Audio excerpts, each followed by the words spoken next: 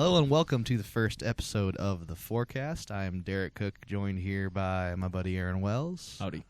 So this is a new podcast. This is our very first episode recording this. So basically what this is going to be about is some game analysis, tracking the stats across the team and the competitors, the games, upcoming games.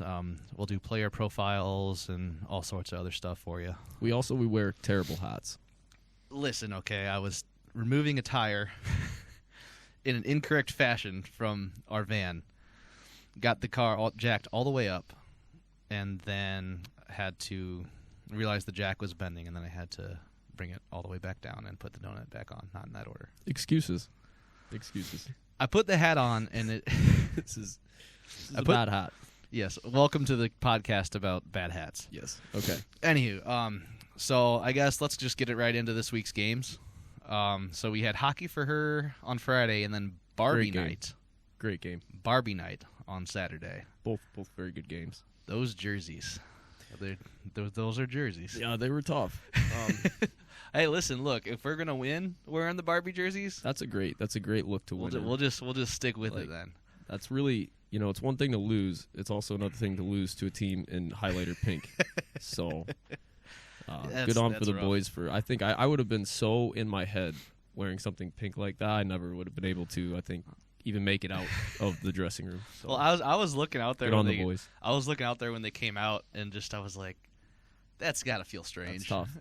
It's pink gotta socks feel and the strange cheeseburger jerseys, like, wow. But no, they persevered. They look great. All right, so let's get into kind of the game here. Yeah. So on night one on Friday, I felt like, just watching for me, it kind of was a slow start. I feel like Knoxville kind of came out pretty hot. I think Knoxville is a good team. Yeah, what place are they in right now? I can't remember. I think they are in. Let's take a look here. It looks like fourth place, I think. Oh yeah, you're right. They're in fourth. 38 points when they came into the weekend. So right. So they might have came out and start slow. The Storm did, but as the game went on, we can take a look at our notes here. Oh, we have exited. We have the league page now. Yeah, there we go. But after the first, kind of a slow start in the first, had some turnovers that were not in great spots. Right up next to Moran, but Moran, being the goalie that he is, just completely. He's constantly bailing out any bad chance that we give up, which is super key for the team. I don't think it's much of a stretch to say that he's probably, you could say one, but at least top two in the league. Definitely. The numbers, I don't think the numbers always back it up, but you just watch the guy play, and you watch him turn away like 42, 43, like on a pretty regular basis. Yeah, unless, even when he gets hung out to dry, I feel like he's making the save half the time. Like, completely 2-on-1, 2-on-0, like, he's still making the save half the time. Yeah, pretty regularly. But, so as the game went on in the second, I felt like they came out a lot stronger. Yeah. It looks like I have down here, in the second, they were just kind of trying to force things at times also, though. I think that might be one of the bigger issues. Well, because that was the main reason the turnovers happened back over by Moran, is because they were trying to force a breakout pass. But as far as, the defensive play, that's what yielded all their offense that night, was good defensive play. You had Leif, getting breakaways constantly because he was just catching the D-men, trying to go between them. Also a note on that game, Tommy Tsicos had his 200th assist of his career. Good for in him. That game, which the Storm just posted today. We're recording this on the Sunday. Yeah. So. Well, good for Tommy, man. Congrats. Nobody works harder for it. GC's been here since the first year. Yeah. Night in, night out. It's the heart and soul of the team. He always sets the pace. The guy's a workhorse. Leads by example. I just remember a couple years ago when the team was really struggling. It just really stood out that Tommy would be out there just hustling his ass off. Yeah. And they'd be down by 5, and Tommy's still out there just blocking hustling shots, his ass off. Right.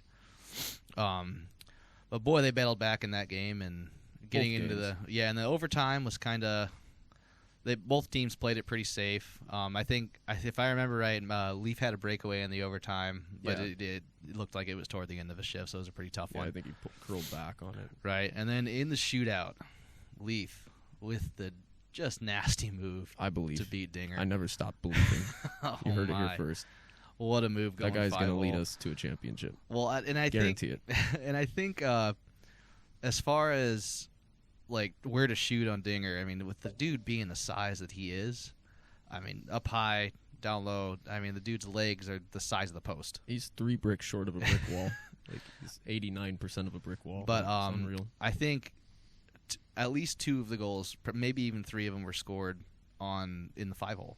So, yeah, I think with a guy that size, that's where you're going to find your most success is probably down in that 5-hole area where when he's coming down flush to make the butterfly save. All right, that's going to have the longest time to cover. Yeah, but when you get him moving left to right, I mean, those legs just leaves like a just ginormous gap. And I mean, you can go and check out the clip on our YouTube. I mean, Leif just had him sliding and went right through the gaping hole. I mean, he looked at it. Like, he looked at it at a time to kind of, like, look down. And he's like, oh, yeah. You know, you can see his face, like, read it. He's put it in. He already knew. One of those ones where before it even went in, you know, he already was turning around. He's like, fuck, yeah, I got it. Right. So I guess after that, we'll move on to night 2, which was the Barbie night. Yeah. In the pink jerseys. Great game. So I feel like in night 1, yeah, absolutely. I feel like in night 1, after that first period of kind of a slow start, 2 and 3, they kind of kept the momentum since then. And then going into the second night, they just kept rolling with that same momentum. There was no slow start the second night. Yeah. Because, I mean, the Ice Bears just looked desperate during the second game, most of the game, because of the fact that they were just continuing to roll with the momentum they had from the first night. Yeah. I think they started out early. Who was it? Stojcevski? Stojcevski, yep. And then our boy Macaroni Salmon gets the nod in net. Macaroni Salmon gets the nod in net. He had a pretty good night, and Zach Freiburger, famed D2 plus deck goalie, gets the e-bug call. But, you know, I mean, especially big props for, you know, you probably wake up thinking you're going to be the backup, you know, and you just get thrust out into it. It's against a good team. Well, it looks like so, you know, that first night, it was sometime in the second. I have seats down on 102 on the glass, so it looked like there was a save that Brent Moran made during the second where he kind of got up gingerly, may have pulled something, but he's not officially on the IR, but just assuming that's probably what went down there. But Macaroni Salmon, Roni Salmankangas. Yeah, the Salmon Kangaroo, man. He's wily, but, you know, he gets the job done. Been calling him the Miracle Man. You know, I think he steps up like when you need it most. Absolutely. And then, so as that game went along, it looked like they were kind of losing the steam in the second, and they kind of looked like they needed something. Yeah, and Knoxville plays a very physical, exhausting game. I mean, Knoxville very physical. They were all over the place. They were hitting everything that moved. Yeah, they were fighting tooth and nail all game just to get some sort of foothold, and then, but coming out into the third in that game it was great to see right at the beginning of the period that scuffle and then the fight between Henderson and Olson. Yeah, Hendo. Because after that, the whole game just... Dude, I love that guy. I love the way he plays. Like, I think he's been kind of quietly like one of the best additions. No, absolutely. I mean, because he moves the puck so well. He's already got 4 goals with the Storm. He had one when he came over with Pensacola. Yeah, so he had 1, and now he's already got 4.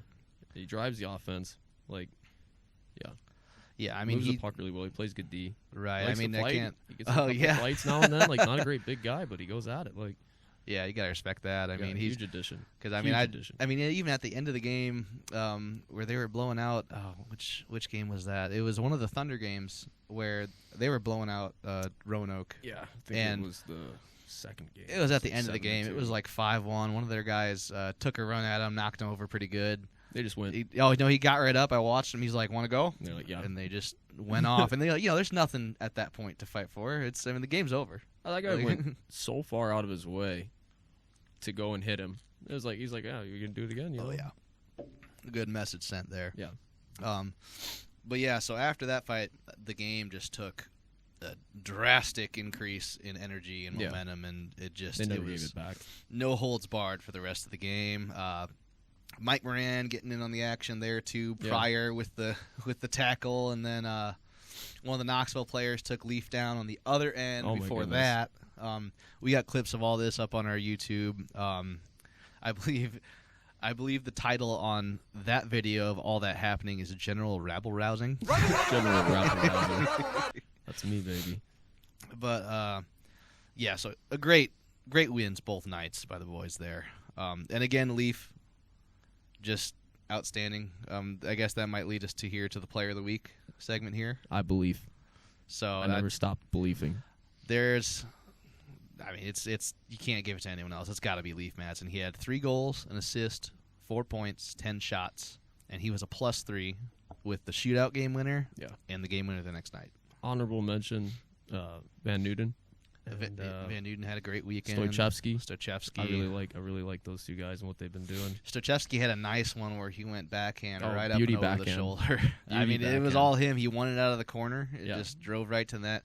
I think a lot of the strengths over those 2 games that they played where there was just a lot of net front presence. Yeah. A lot of people just getting rebounds. Savioki, Stojcevski, both those goals were just cleaning up the trash, getting the rebounds close to the net.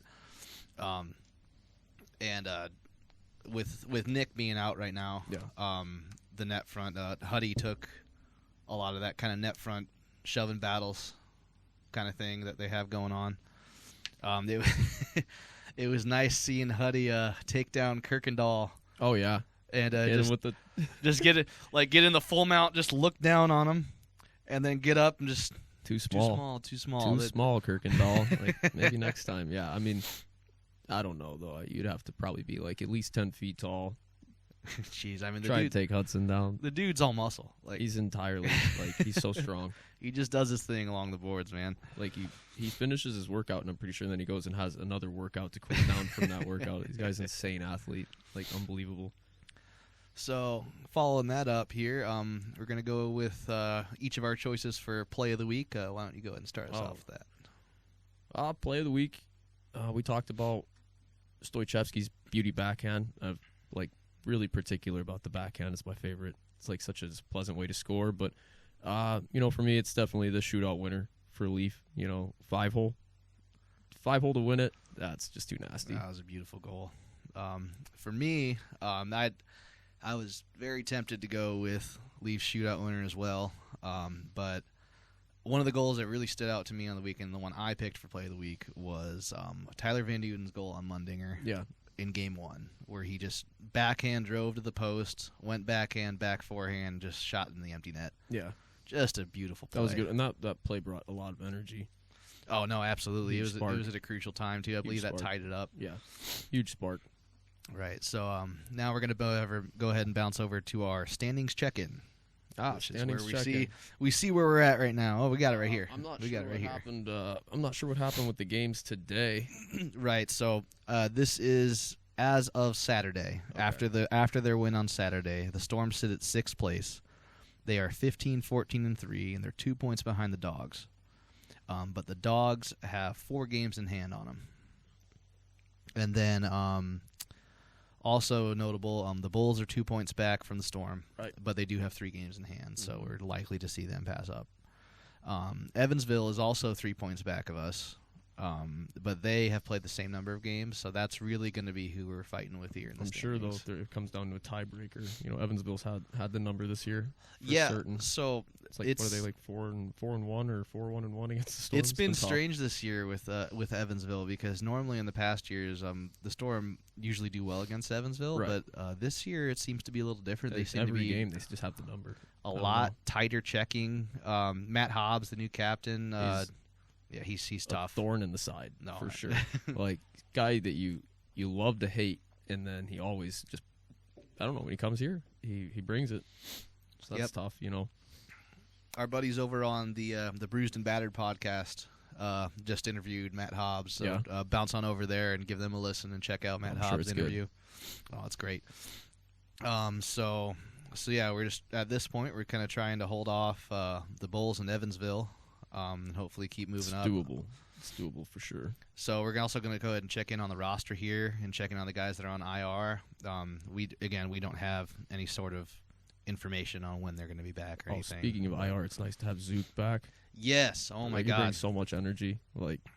You can tell that he's played at some very high levels. He brings a lot of experience here. North America, it's a little bit different game, but yeah, I mean, the guy's a spark plug. It's all over the place. No, I mean, shooting. He's played. I believe he's actually played a couple KHL games. Yeah, which I is think like 4, which is crazy. Yeah. And then he played a lot in the Russian equivalent of the AHL here, which is just the step under. That's nuts. So I mean, he comes from a great pedigree, and I mean, he had an absolutely nasty snipe in one of the games. Yeah, where it was 2-on-1, could have passed, but man, he just locked in on the left side and beat Dinger clean. No, he's great. So it's nice to have him off the IR. But anyway. No, absolutely. He's a treat too if you ever get to talk to him. He's a great guy. So roster checking here on the IR, we got Jake Maynard still out, Lukas Lacny still out, Nick Pennucci still out, Golka still out. Nic Levesque is not on the IR, but presumably hurt because he's been a healthy scratch over the weekend. And then same with Brent Moran, with us needing an e-bug. Presumably Brent Moran is hurt.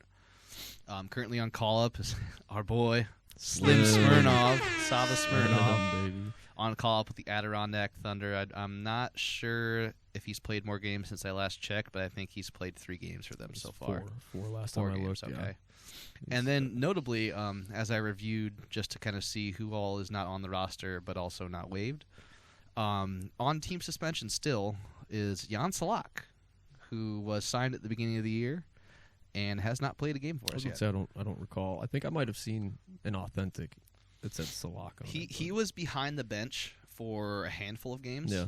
And then I believe we put him on suspension because he decided to go off to the Carolina Thunderbirds in the Fed. Ah, okay.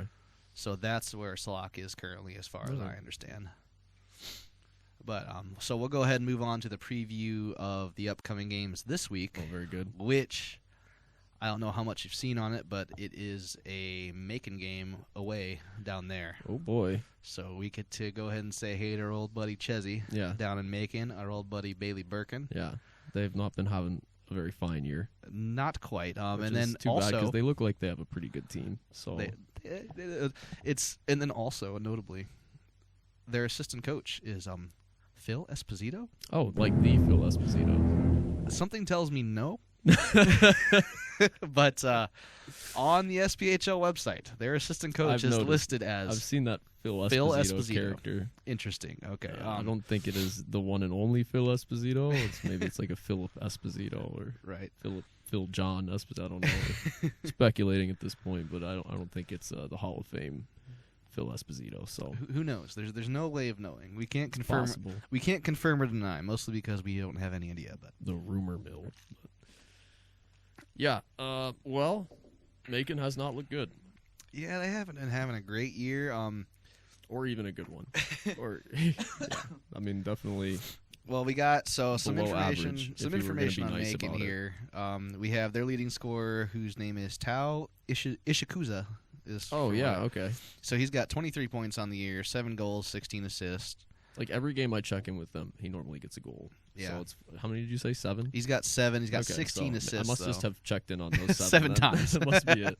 Not paying attention. It looks like Macon, but. So Macon's currently in 9th place and across out of 10. Yeah, 9th place out of 10. So just outside the playoffs. But I mean, we laugh, but we were there just recently. Yeah, I don't know. It was a little bit shorter of a climb back into the playoffs from where the boys were, but sure. I feel like this year's team's a bit streaky too. Like if we get on a run, we'll get hot. You think they're streaky? Well, I mean, we'll get hot and then we'll just go ice cold. Have and then we'll get hot have again. they gone 500 in any series yet? Yeah, I'm pretty sure it's like it's either win them all or lose them all. So true. So in the last 10, they're 3-6-1. Including one of those losses was, I believe, 11-1. Yeah, that was on the Thursday. hands of Roanoke. That was on Thursday, the 15th. Yeah, that was a rough, which is a shame. 16th. Because both the goalies in Macon are actually quite good. Have you seen their backup, Skinner? Yeah, I mean, at this point, I think he's the starter. He let in 7 goals on, 22 shots, and he still has like a .930 save. So I actually got the numbers on Skinner right here. Yeah. Even with that 7 goals on 22 shots, 266, guy's got a 2.53 and a 9.25. Yeah. So he's still stopping across 15 games. Shots. So aside from that game, been an incredible goalie. Yeah, I have not seen him play though, but so. And then we got Birkin as well for them, which we know a lot about Birkin considering he was here for a while. Again, great goalie, has at times been one of the top goalies in the league. Yeah. He looks like he's doing okay down in Macon. He's got a 903. The stats were kind of tough. 357. Yeah, it's just 357. That's tough. Yeah, I mean, but GAA, what are you gonna do? But anywho, like I said, Macon's got great goaltending, and of course their roster seems to move a lot, but that again seems to be kind of Chessy's MO. Par for the course. Yeah, Chessy's MO as far as running a roster. I don't know much about how that is run, but it just seems to be kind of how things went here and how things are going down there. And it was interesting because I'm in the Macon fan page on Facebook, and they were also kind of being like, "Oh, why is there so much movement right now?" And I just kind of commented, "I'm like, this is what happens." I mean, it might not be the best area for hockey. I don't know. They have a really long history of hockey there. True, a lot of changing of the name, but they've had a team for eons because they had the Macon Mayhem, they had the Macon Tracks, which Mallard Rick Emmett was on. Macon Whoopee, which again Mallard Mark McFarlane was on briefly. Yeah. Cup of coffee there. Yep, and but yeah, coming up on this matchup here, I've noticed. So Macon is also coming off a weekend where they lost to Huntsville twice in 1-goal games. One of those games was in overtime. And Huntsville's pretty good. Huntsville's the number 1 team in the league right now. So I think if their goaltending keeps up and their team doesn't just hang the goalie out to dry, they can contend. Just because those 2 goalies are so good. They'll be at home. They're gonna have. Boys are going to show up with bus legs probably. It's like, 23 hours there by bus? Right. So, I mean, I could see a goalie battle going on if Brent Moran is healthy again. I think that's a big factor. If he's in there, a goalie battle between Moran and Birkin and Moran and Skinner, depending on who they play. They might play one of each over the weekend, not sure. And again, that's all if Moran is healthy by then. If not, we got Macaroni Salmon. Hey, a boy, miracle man. He's looked a little better with every opportunity. Absolutely. Yep. So looks like predictions for the 2 games. They're gonna win them both. Gonna win them both. Oh yeah, that's easy. So I think that, like we were saying, I think there might be a goalie battle in game 1. Maybe a slow start. Maybe Macon takes the first game. I doubt that. But I don't think there's a chance that the Storm do not absolutely drub Macon in the second game. I mean, if you're playing hot like you are, you got a good room, with a bunch of good guys in it. You're playing hot. You're going to go down. You're going to lose to the 9th place team. I don't see it. Especially old coach. It's like, sure, there's a old coach. You want to win there. I mean, you have to establish that. Like, you're not going to lose that game, that series. Like, we'll see. Anything could happen. Right. I want to talk really quickly about how much I love Macon's new uniforms. It's pretty sweet. New uniforms. Yeah, it's so I think they went with black now as opposed to the old navy blue. Oh, and they left that baby blue highlight and a little red highlight. Looks sharp. Yes, I have kind seen of a more angry Norse guy now. Their uniforms are pretty slick. Yeah, I do. I thought that they would now. be a little better with their uniforms, but it's still got the Viking guy, but it's like kind of modernized. Yeah, it's like more of his face. He doesn't have like the old 90s cartoon holding the stick. I think. Yeah, it looks good. Their uniforms are sick, and it should be really good series this weekend. Right. So for me, we're gonna come up on the keys to the games here for the Storm on this weekend. For me, so there's gonna be 3 of them. Net front presence. So that was big. Huddy and Nick, if he's healthy, Mike Moran get in front, cause some havoc. You park the bus in front of the net sometimes. Absolutely, get those dirty rebounds from right there. Number 2, not forcing the breakout, cutting down on the turnovers in front of Brent. Mm-hmm. And then number 3, consistent goaltending, which, again, if Macaroni Salmon and Brent keep rolling how they are, we'll just keep right on rolling. And then you, 3 keys? Well, those are 3 good keys. Definitely, one thing, if you look at the games they've been losing, averaging less than 30 shots a game. In the games they've been winning, probably a little bit over 30 shots a game. So pucks on net is going to be so crucial. You can tell that they've been doing a lot better at that the last 2 or 3 series. So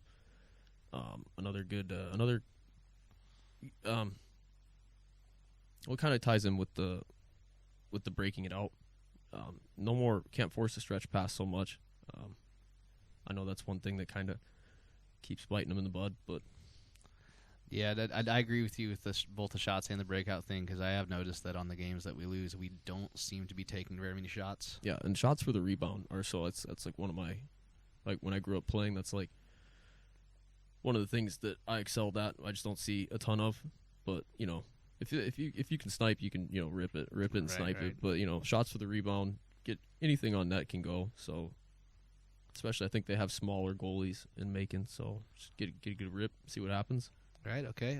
So this weekend for these two games, a player to watch for me, it's going to be Stojcevski. Yeah.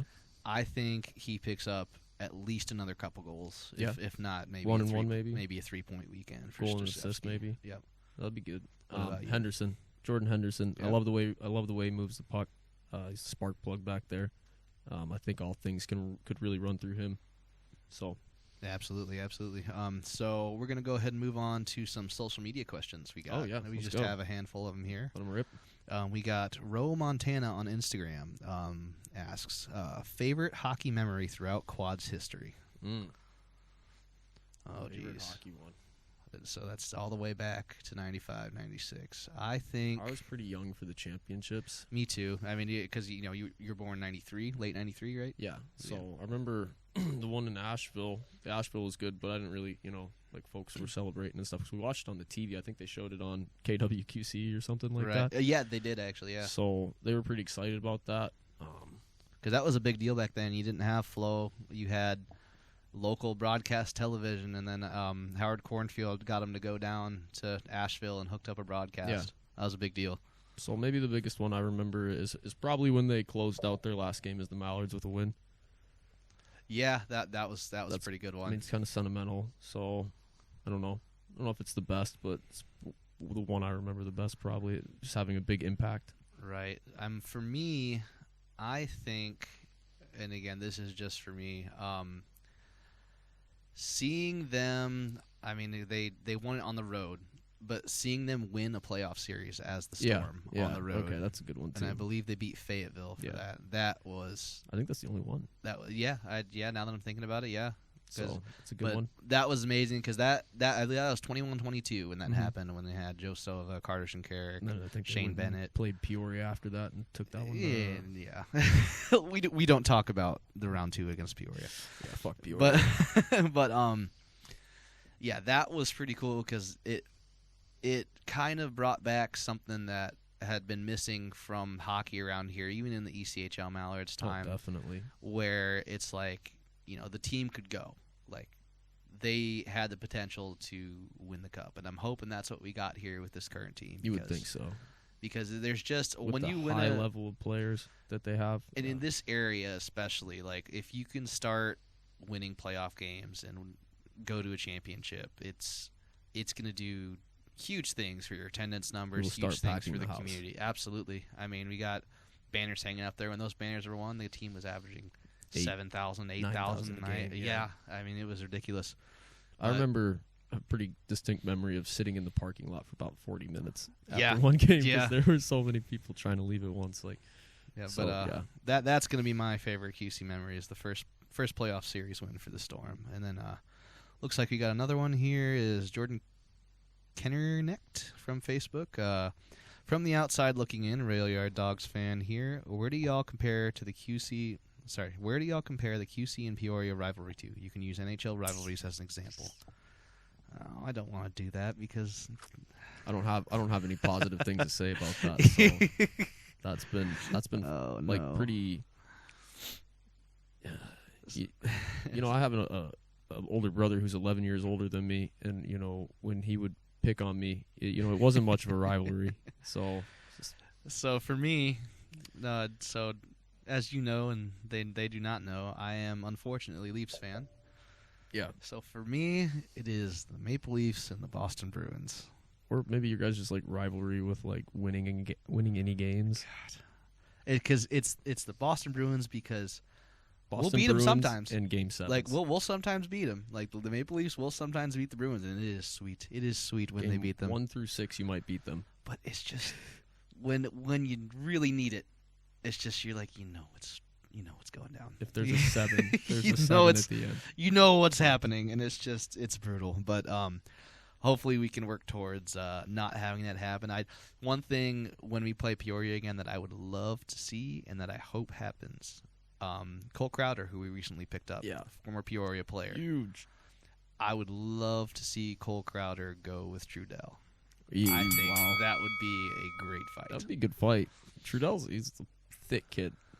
I think that he's got probably 20 pounds on Crowder. He's a little heavier, but at least Crowder's got some reach there. I did see him throwing some serious rights, though, that Crowder. So that fight with the Railroad Dogs guy was great. He busted his nose wide open. Have you ever heard that expression, a face only a mother could love?